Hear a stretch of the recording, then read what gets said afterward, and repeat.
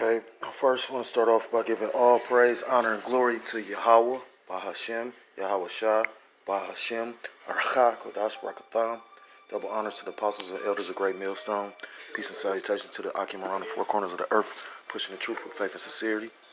Once again, it's your fellow servant here, Brother Yawasop from the Cleveland, GMS Cleveland camp, coming at you with another lesson out of the MacArthur's New Testament Commentary, and we're just gonna jump straight into it. Salakia for that. I want to give a shalom to all the elect, all the brothers of the hopeful elect, and the Akim and the Akwat out there listening and learning, and to the confusion of brothers. Salakia, confusion of faith brothers that we're hoping to join the ranks. So prophecies can be fulfilled and this place can be destroyed. Like I said, just gonna jump straight into the lesson. Start up where I left off. I believe I left off. Well, I'm gonna read this part again. It says, because I'm in the chapter. I think it's 8, and it's the crisis of temptation. It says, for at least 2 reasons, Yahweh shall refuse to take part in a spectacle such as throwing himself off the temple roof. First, any sensationalism inevitably is frustrated by the law of diminishing returns. People are never satisfied. They always want one more sign, one more miracle, one more show. To have maintained this influence over the people by the use of miracles, Yahweh would have had to produce greater and greater sensations. Because the natural carnal heart can never be satisfied, this year's miracle would have become next year's bore. His followers would only have been lovers of sensation, not lovers of Yahweh. Second and more significant, no matter how noble and important we may think our reasons are to test Yahweh is to doubt Yahweh. And to doubt Yahweh is not to trust him, and not to trust him is sin. Let's see if I can find it. Salakia.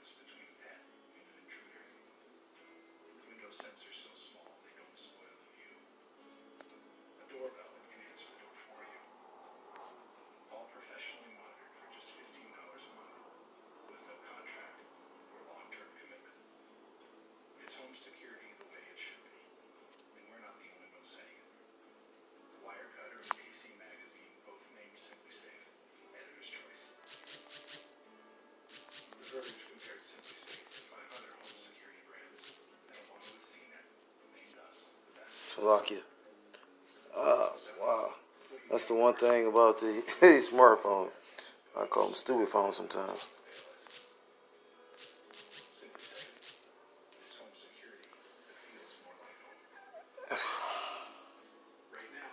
Romans 14 and 23. We're going to get the King James version of this. And he that doubteth is damned if he eat, but he eateth not of faith, for whosoever is not of faith is sin. So, just, edifying what, the book saying, the commentary saying. That, of course, is what Satan or Shantan wanted Yahushua to do, to induce Yahushua to sin. If that were possible, would shatter his perfect holiness and therefore shatter his divinity and man's hope of salvation. Had Yahushua put his faith, Salaki put his father to such a test, he would have separated himself from his father and perverted the divine plan of redemption, the very purpose for which he had come to earth. Not only that, but to have tested the father by putting him under pressure to provide by extraordinary means, especially a means of Yahushua's own choosing, would have been for the son to put his judgment and will above the father. which he would never do. Matthew, it's quoted Matthew 26 and 39, and verse 42, John 5 and 30, and then John 6 and 30. Continuing, would also have questioned the Father's gracious providence and love. How much more should we, mere creatures who are so imperfect, never place our will or judgment above Yahweh's? To live recklessly and carelessly and then expect Yahweh to bail us out when we get into trouble is to presume upon His grace.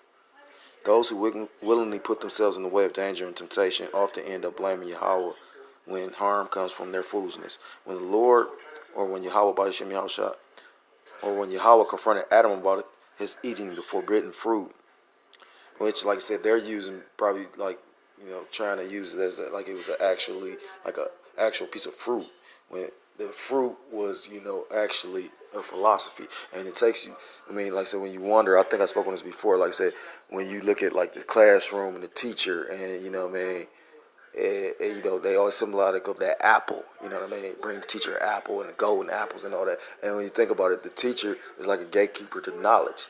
So that's how you know it wasn't really a piece of fruit. You know what I'm saying? But, matter of fact, make me want to really do something. I don't think it's in this one. So, Lockie, bear with me for a second.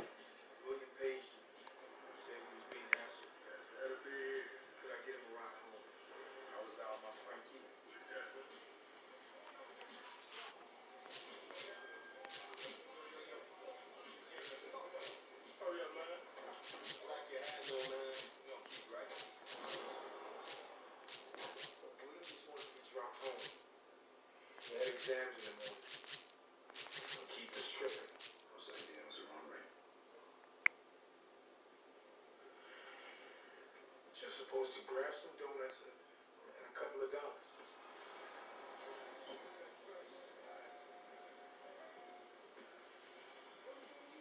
What's going on, man? You going for some adventure, little brother? Yeah, we gonna make a man out of you tonight, baby. Yeah, open the glove box, man. Yeah. What's going on? Come back, man. Yeah, man. No doubt, no doubt. Stay friendly. Give me that set. Big boy in the town, man.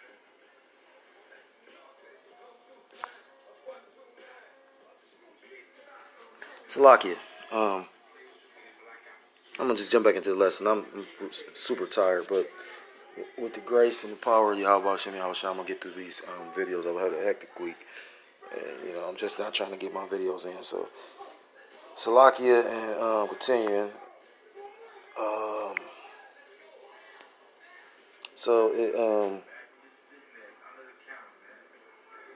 It would also question the Father's providence. How much more should we mere creatures who are so imperfect never place our will or judgment above Yahweh's? To live recklessly. Oh, Salakia. Genesis. Where he was begging you to take him to the hospital, but it was too late for that. Why? Because he hunts down and kill us both. Who would? That dirty cop. Oh, man.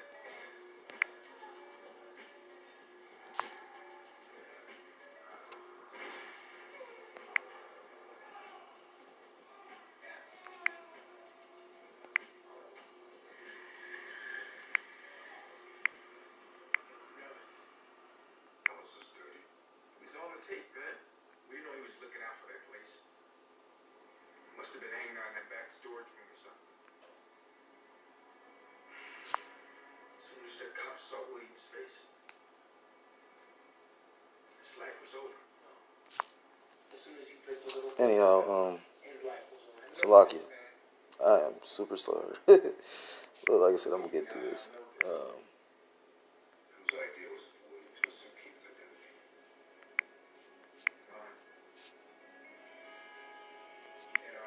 Anyhow, they say comes from foolish. When the Lord confronted Adam about eating the forbidden fruit, Adam's response was to blame Yahweh even more than he blamed his wife. The woman whom thou gavest to be with me, she gave me from the tree, and I ate, which was Genesis 3 and 12. It was true that Eve gave Adam the fruit, but because Yahweh gave Eve to Adam, the primary blame was Yahweh's according to Adam's perverted logic. And the thing is, like I said, it wasn't an actual piece of fruit. You know what I'm saying? Like Shantan came and got through the weaker vessel, which is the woman.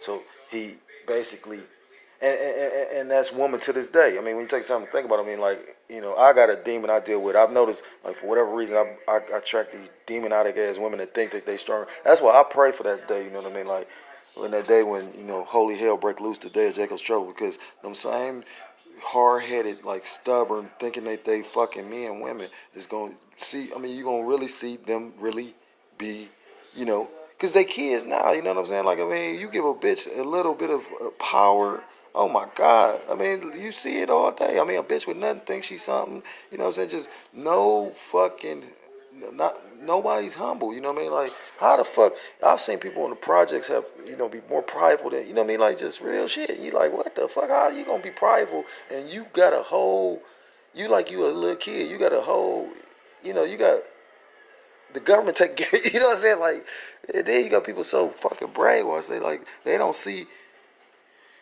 it for what it is. They think this shit is gonna go on forever. Oh yeah, they're just gonna keep on comparing for everything. Like, it's just crazy, you know what I mean? Government just gonna keep on paying, you know, these bills. Stupid fucking people.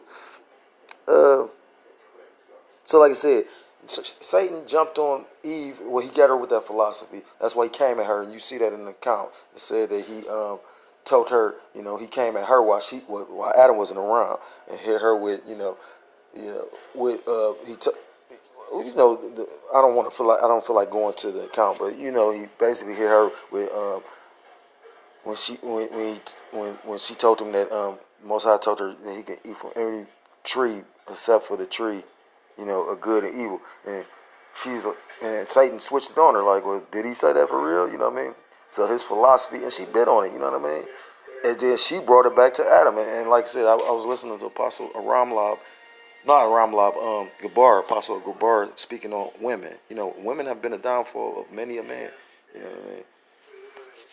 I mean, if you go in the book of Ecclesiastes, it said more bitter than is the woman, you know what I mean, who heart is snares, but a righteous man, he shall escape her, you know what I mean?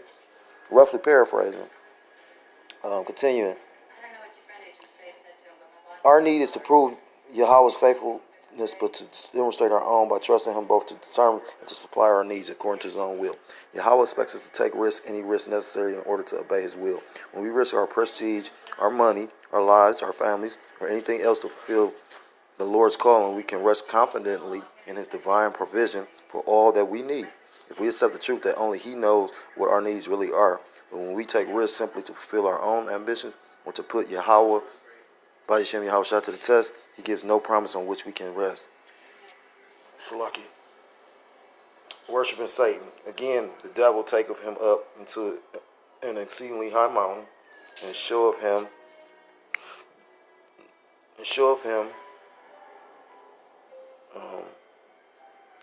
all the kingdoms of the world and the glory of them.